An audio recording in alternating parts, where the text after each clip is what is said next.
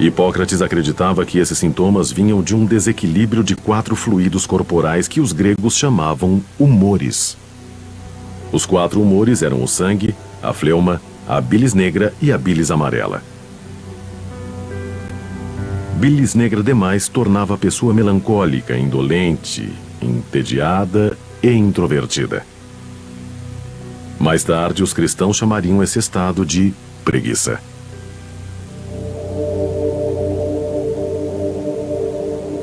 Curar o desequilíbrio da bilis negra requeria sangrias, vômitos e lavagens para drenar o fluido do corpo.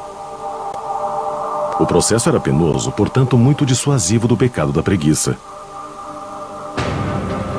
Por volta do ano 200, os romanos dominavam o mundo e tinham um conceito um pouco diferente das causas da preguiça, segundo o grande médico Galeno. Galeno diria que a preguiça era causada pela retenção de fluidos sexuais. Ele foi o maior médico da Roma antiga e se interessava em especial pela melancolia feminina. A cura de Galeno era ajudar as pacientes femininas a liberarem fluidos sexuais. O que aconteceu, aparentemente, é que as mulheres ficaram menos deprimidas do que antes. O mundo greco-romano achava que o pecado da preguiça nada mais era do que um sintoma somático. Era algo que combinava com o que hoje conhecemos como depressão. É muito interessante ver como as pessoas rotuladas como incorrendo no pecado da preguiça, na verdade, sofriam de doença melancólica e deve ter havido muitas confusões, porque o termo assídia integrou o vocabulário médico muito depressa, significando melancolia. Por volta do ano 400, a cristandade passou a dominar o Império Romano e o conceito do pecado da preguiça mudou.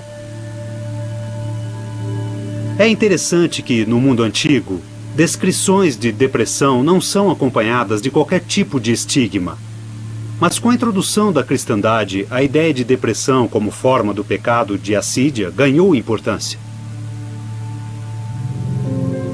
Quando Evagrius listou a preguiça como 2 pecados, assídia e tristícia, mudou o modo como a sociedade via esse pecado havia séculos. Doenças mentais eram descritas como doenças da alma e, portanto, eram a marca do desagrado de Deus. E então, o pecado da depressão se tornou vergonhoso. Para a igreja medieval, durante vários séculos, o pecado da preguiça era causado por algo bem pior do que um desequilíbrio de humores. A depressão continuava a ser vista como uma invasão de demônios, como o trabalho do diabo. Havia um consenso: todas as fontes de pecado vinham de uma possessão demoníaca ou de alguma intimidade com o diabo. E a depressão era como os outros pecados, algo que podia ser causado quando o demônio tomava posse da alma da pessoa. Evagrius até ligou o pecado da assídia a um demônio específico citado na Bíblia no Salmo 91, o demônio do meio-dia. A depressão é um demônio que liquida a pessoa em plena luz do dia, que está sempre com você, que destrói a vitalidade de sua vida.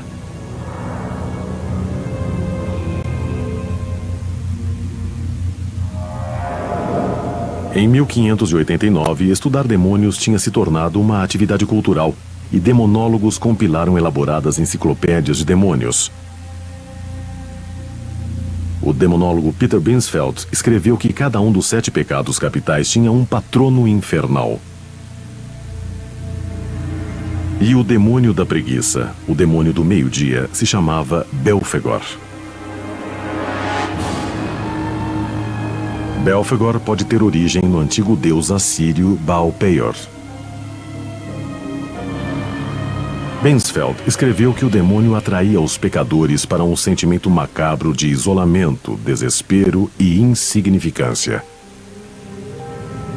E que assim que o pecador aceitava o convite do demônio, ele passava a residir no corpo da pessoa. Isso levou à ideia de que, para ser curada, a pessoa devia exorcizar os demônios. Foi uma prática muito usada, principalmente na Idade Média. Eu sou o verdadeiro exorcista. O processo medieval de eliminar os demônios era pelo exorcismo. Judeus faziam exorcismos. E a prática ainda continua. O pastor Bob Larson combate o mal com uma guerra espiritual. Quero que vejam este símbolo. É o símbolo da sua derrota. O pastor Bob Larson combate o mal fazendo centenas de exorcismos todos os anos. Olhem aqui! Ele diz que o demônio Belfegor está vivo e ativo. Ele perdeu.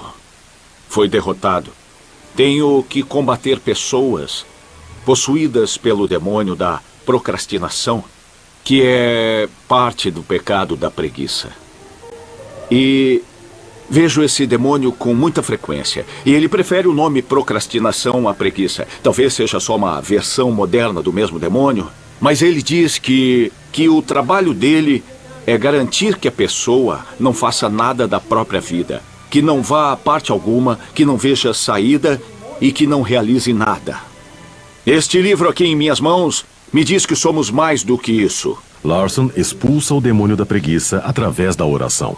Satã! Satã! Vai libertar meu destino! Vai libertar meu destino! Podem aplaudir e se sentar. Leituras bíblicas. Vi o Espírito nesta sala, segundo Hebreus 4:12. E confrontação com o demônio dentro dos possuídos. Alguns demônios só vão embora quando expulsos.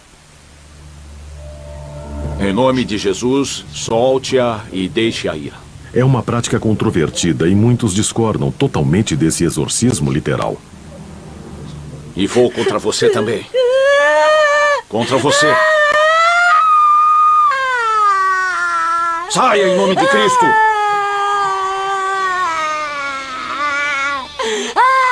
Uma Bíblia, uma Bíblia. Acho que todos sabem o que quer dizer a expressão meus demônios. Quando você leva termos assim ao pé da letra, corre o risco de sofrer todo tipo de interpretações. Há pessoas psicologicamente frágeis que acreditam que realmente há demônios que se apossam delas. Isso leva a coisas muito ruins. Saia! Saia agora!